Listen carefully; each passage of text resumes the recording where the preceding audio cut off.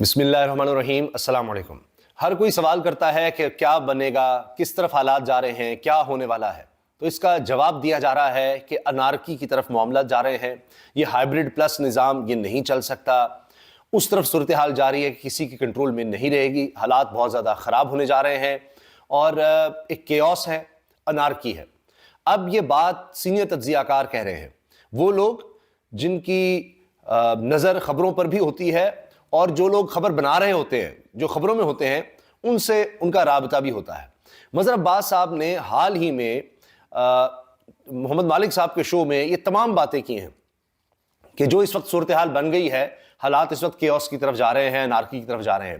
صرف یہی نہیں، انہوں نے کہا ہے کہ جی عمران خان کو آپ اب جتنی بھی سزا دے دیں، جو مرضی کر لیں، اب کوئی بھی بڑی سے بڑی سزا اس کا کچھ نہیں بگاڑ سکتی۔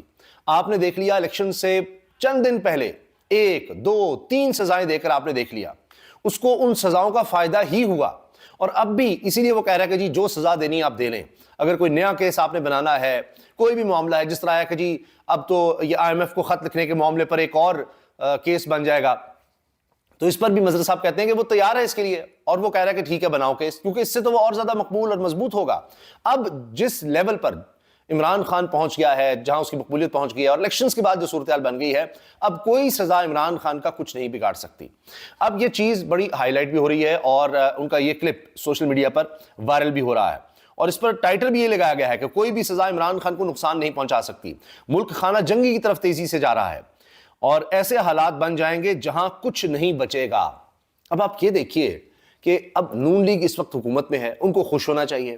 اس پر حامد میر صاحب نے ایک اور کہانی سنا دی ہے، وہ کہتے ہیں کہ جی جو باتیں مسلم لیگ نون کے MNA کر رہے ہیں، جو کہانیاں وہ سناتے ہیں کہ کیسے ہم نے کامیابی کا نوٹیفیکیشن لیا، یہ غور سے سنیے گا، نون لیگ والے کہہ رہے ہیں کہ کس طرح سے ہمیں یہ کامیابی کا نوٹیفیکیشن دیا گیا ہے، کس طرح سے یعنی ہم پر تھوپا گیا، جو بھی کہہ لیں آپ، بہرحال ان کے الفاظ ہے کہ ہم نے کامیابی کا نوٹیفیکیشن لیا، جس طرح سے لیا سن کر بندے کے رونگٹے کھڑے ہو جاتے ہیں۔ حامد میر صاحب کہہ رہے ہیں شہزاد اقبال صاحب کے پروگرام میں کہ ہمیں تو ان پر نون لیگیوں پر ترس آنے لگ گیا ہے، اور یہ بات کہ جی تحریک انصاف کے ساتھ فلاں کے ساتھ اتنا ظلم ہوا، زیادتی ہوئی، وہ جی فارم 45 کے مطابق رزلٹ نہیں ملا، کہتے ہیں اصل میں تو یہ نون لیگ کے ساتھ جو ہو گیا ہے، یہ آپ حیران ہو جائیں گے۔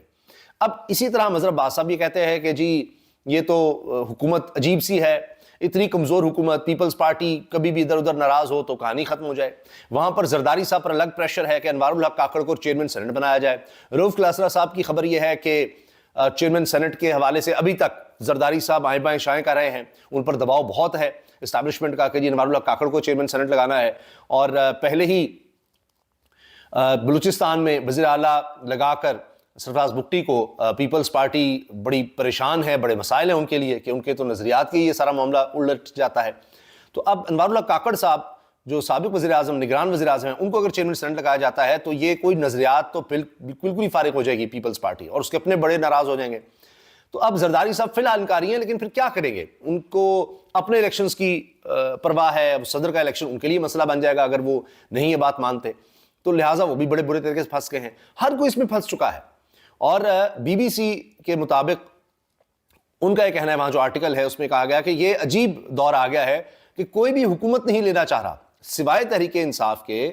اس وقت کوئی حکومت یعنی پارٹی جتنی بھی ہے وہ پیچھے ہٹ رہی ہے، وہ ایک تو ان کو مینڈیٹ نہیں ملا، اور اوپر سے حالات ایسے ہیں جہاں وہ کوئی فیصلے نہیں کر پائیں گے، ان کے ہاتھ میں کچھ بھی نہیں ہوگا، کنٹرول پہ کچھ نہیں ہوگا، صرف گالیاں، بددعائیں، بے عزتی، رسوائی اور برا حال ان کا ہو جائے گا، اور یہ سارا نظام نہیں چلنے والا، چلتا ہوا نظر بھی نہیں آ رہا، اور جس طرف یہ سارے معاملات جا رہے ہیں کسی کے بھی کنٹرول میں نہیں رہیں گے، حالات کسی کے بھی کنٹرول میں نہیں رہیں گے۔ اب اس میں آپ یہ دیکھ لیجئے کہ ایک صوبے کا وزیر اعلیٰ یہ کہتا ہے کہ جی میں تو اس تقریب میں شرکت نہیں کروں گا جس میں وزیر اعظم کی علمبرداری ہے، کیونکہ یہ تو فارم 45 والا ہے ہی نہیں، میں اس کو مانتا ہی نہیں۔ یہ آپ ابھی سے دیکھ لیجئے کہ علی مین گنڈا پور کا یہ بیان آ گیا ہے۔ پھر ہم دوبارہ رپیٹ دیکھ رہے ہیں، وہ جو 16 مہینے کی تباہی تھی اب وہ پلس ہو کر نظر آئے گی، کیونکہ اب تو پیپلز پارٹی کی طرف سے بھی کہا جا رہا ہے جی اسحاق ڈار ہی آ جائے تو ہمیں کوئی مسئلہ نہیں ہے، وہی وزیر خزانہ لگ جائے کوئی بات نہیں، نون لیگ اپنے فیصلے کر لے، اور یہ جان بوجھ کر وہ کر رہے ہیں۔ پہلے بڑی تنقید کرتے تھے اسحاق ڈار پر اور PDM میں کہ جی یہ کیا نون لیگ نے کیا، حالانکہ ان کے ساتھ تھے، لیکن اس لیے کہ کسی طرح ہمارا کچھ ووٹ آ جائے، کچھ ہمیں ووٹ مل جائیں، وہ ووٹ بھی نہیں ملے، اب دوبارہ جا کر ان کے ساتھ بیٹھنا پڑ گیا ہے۔ تو جو نظام پہلے نہیں چل سکا اب وہ کیسے چل جائے گا؟ اور جو اب حالات ہیں جو انہوں نے 2 سال میں پیدا کر دیے ہیں, اب یہ بھی نہیں کہہ سکتے کہ جی وہ پیچھے بڑا برا ہو گیا, وہ 2 سال تو انہی کے پاس ہے. اب یہ تحریک انصاف پر بھی نہیں ڈال سکتے, تو ان کے پاس بیانیہ بھی نہیں ہے. نواز شریف صاحب بھی آپ دیکھ لیجئے, وہ اس وقت سپورٹ نہیں کر رہے استاد شہباز شریف کی, ایک دفعہ پھر انہوں نے ان کو آگے کر دیا ہے. تو حالات بڑے عجیب ہیں. اس میں جاوید چودھری صاحب, اب دیکھیے میں سب تجزیہ کار جو ہیں ان کو سامنے لا رہا ہوں, ان کے حوالے دے رہا ہوں. جاوید چودھری صاحب کہہ رہے ہیں کہ جی اب اس وقت سب سے طاقتور تو عمران خان ہے, ہر کوئی اس سے بات کرنے کو تیار ہے. بات یہ ہے کہ شرائط جو ہے وہ عمران خان نے آگے رکھنی ہے. محمود خان اچکزئی, لوگ تو اور طرح سے کہہ رہے ہیں نا کہ جی وہ اچکزئی کے خلاف بات کرتے تھے. جاوید چودھری صاحب کہہ رہے ہیں کہ دیکھیں اچکزئی بھی ان کی طرف آ گیا. فضل الرحمان صاحب وہ تحریک انصاف سے عمران خان سے بات کرنے کو تیار ہیں. مینگل صاحب بات کر رہے ہیں. حتیٰ کہ پیپلز پارٹی بھی چاہتی تھی, بار بار انہیں برملا اظہار کیا کہ جی ہاں جی یہ تو عمران خان نہیں مانا, وہ کسی کے ساتھ بیٹھنے کو تیار نہیں ہے. یہ تو تیار ہیں, کون ایسا ہے جو تیار نہیں ہے؟ ایم کیو ایم کی تو حیثیت ہی کچھ نہیں رہی, ورنہ وہ بھی تیار, جی ڈی اے پہلے سے تیار, جماعت اسلامی تیار.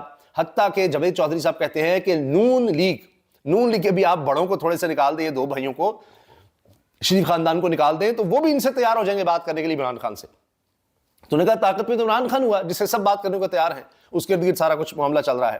اب یہ جاوید چودھری صاحب کا یہ تجزیہ ہے, آپ اندازہ لگائیے, اور یہ بھی اب سامنے آ چکا ہے.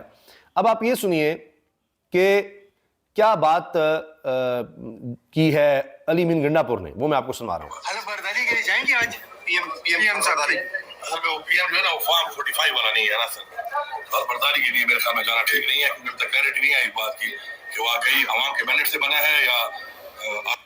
اب آپ اندازہ لگائیے کہ ابھی سے یہ حالات ہیں تو کس طرح یہ معاملات چلیں گے. ہر جگہ پر, چاہے این ایف سی وارڈ ہے, چاہے آپ دیکھیے کہ پانی کی تقسیم کا معاملہ ہو, فنڈز کی تقسیم کا معاملہ ہو, اور بہت سے معاملات ہیں, وہاں تو سارے صوبوں کو اکٹھے ہونا ہے. ابھی تو آپ دیکھیے گا کہ سندھ گورنمنٹ پیپلز پارٹی کی وہ کئی جگہوں پر آپ کو ٹکراؤ میں نظر آئے گی, تو وہاں پر بڑے مسائل آئیں گے. لہٰذا یہ اتنا آسان نہیں ہوگا کہ جی آ گئے ہیں اور جناب اب جس طرح بھی ہے ہمیں بٹھا دیا, کیونکہ تحریک انصاف کی طرف سے مسلسل یہ کہا جا رہا ہے کہ یہ جو ہمارے حق پر ڈاکہ مارا گیا ہے ہم اب چپ نہیں بیٹھیں گے. جو پارلیمنٹ میں آپ دیکھ رہے ہیں روز احتجاج جو ہے وہ زور پکڑتا جا رہا ہے, عدالتوں میں وہ جا رہے ہیں اور اسٹریٹ پر وہ رہیں گے. اور اس کو کہا جا رہا ہے, بی بی سی کو اگر میں کوٹ کروں, کہہ رہے ہیں کہ کولیشن آف لوزرز, ہارے ہوں کا ایک یہ اکٹھ کیا گیا ہے. تو یہ کیسے چلے گا؟ اور پھر وہ عمران خان جس کے پاس اسٹریٹ پاور ہے, اور اس وقت سب سے زیادہ اسٹریٹ پاور عمران خان کے پاس ہے. پہلے کہا جاتا تھا جی مذہبی جماعتیں ہیں, فضل الرحمان صاحب ہیں, جماعت اسلامی ہے, کچھ دیگر جماعتیں, ان کا کہا جاتا تھا. پی ڈی ایم جب بنی تو تب بھی مولانا صاحب کو اسی لیے استعمال کیا گیا کہ اسٹریٹ پاور ہو سکے, لوگ وہ باہر نکال سکیں. تو اب تو یہ نظر آتا ہے کہ ان کے احتجاج اگر دیکھیں تو اتنے طاقتور نہیں ہوتے جتنے اس وقت تحریک انصاف کے ہیں. تو سب سے زیادہ اسٹریٹ پاور بھی اب اس وقت عمران خان کے پاس ہے, تو اب معاملہ اس کے ارد گرد گھوم رہا ہے. مظہر عباس صاحب نے اے آر وائی پر یہ کہا کہ الیکشن کے نتیجے نے ہر سرکل کو اپسیٹ کر دیا ہے. وہ سارے سرکلز پریشان ہیں جنہوں نے عمران خان کو نہ صرف الیکشن سے باہر کر دیا بلکہ نشان تک لے لیا, مگر رزلٹ عمران خان کے حق میں آ گیا. اب آپ کو قبول کرنا پڑے گا کہ پی ٹی آئی سب سے بڑی پارٹی ہے جو بجا طور پر جیتنے کا دعویٰ بھی کرتی ہے. یہ بھی مظہر عباس صاحب کہہ رہے ہیں. تو مجھے بتائیے کہ آپ کس طرح سے حالات کو لے کر چلیں گے جب سب تجزیہ کاری اس بات پر متفق ہے کہ ہاں جی نہ تو عمران خان یہ فارم 45 سے پیچھے ہٹے گا, نہ وہ احتجاج سے پیچھے ہٹے گا, اور نہ ہی وہ کوئی اس طرح سے ڈیل کرے گا, نہ وہ باہر جائے گا, اور وہ اس وقت طاقت وہ پکڑ رہا ہے, مزید مقبول وہ ہو رہا ہے, اور اس سے معاملہ طے کیے بغیر حکومت چل ہی نہیں سکتی جو آگے چیلنجز ہیں. تو یہ حالات ہیں اس وقت. تو لہٰذا اس وجہ سے کہا جا رہا ہے کہ جب عمران خان پیچھے نہیں ہٹے گا اور یہاں بھی معاملات اسی طرح رہیں گے کہ حکومت کہے گی جی ہم فارم 45 پر جائیں گے تو ہماری تو حکومت ہی نہیں رہتی, معاملات سارے خراب ہو جائیں گے. اور اگر مینڈیٹ عمران خان کا ہے اس کو تو ہم نے ماننا ہی نہیں, تو ان کے پاس مینڈیٹ نہیں ہے, جن کے پاس مینڈیٹ ہے ان کو حکومت نہیں لینے دینی, تو پھر کیوس ہی ہے. پھر وہ خانہ جنگی والی صورتحال ہے جو میں نے آپ کو بتایا کہ ایک نیوز پر یہ باقاعدہ انہوں نے یہ ٹائٹل بھی شیئر کیا ہوا ہے, اور مظہر عباس صاحب خطرے کی گھنٹی میں جا رہے ہیں کہ حالات اس طرف جائیں گے کسی کے بھی کنٹرول میں نہ رہیں. اجازت دیجیے, اللہ حافظ.